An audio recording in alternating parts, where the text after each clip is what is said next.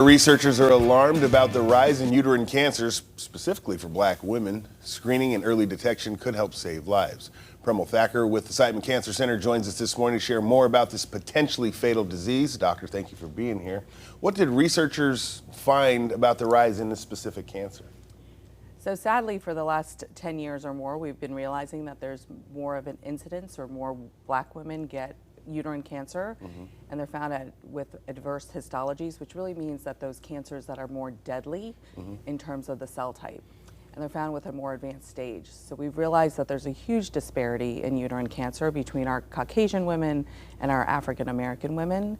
So we're trying to really figure out how to get better treatments, and more importantly, also to get awareness so that we can educate people about symptoms so they come to the doctor sooner, because we do realize that there is a disparity in how people attain their care. Thousands of people are impacted by this right now. Does an early diagnosis help impact survival rates?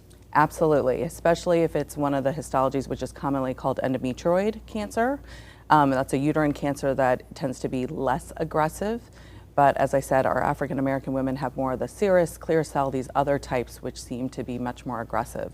We're very fortunate here at Siteman that we actually have an endometrial spore, which is a specialized organized research excellence, the only one in the country to actually look at uterine cancer. So we're very privileged here in our society and community to be actually doing great research. What are some of the signs and symptoms people should be on the lookout for? So it's abnormal bleeding, so especially after you've gone through the change of life, as people like to say, menopause. Yeah. If you have any return of bleeding, you should seek attention from your physician.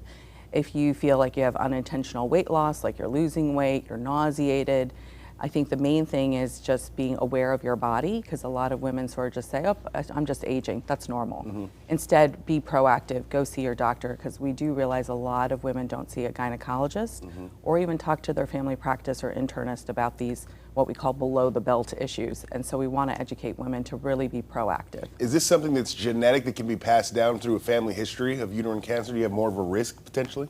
Yeah, so that's a great question. We think about 15 to 20% are genetic.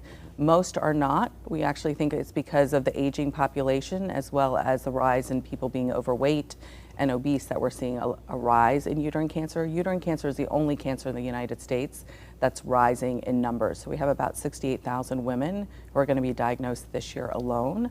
So that's just way too many women who are getting diagnosed with this disease.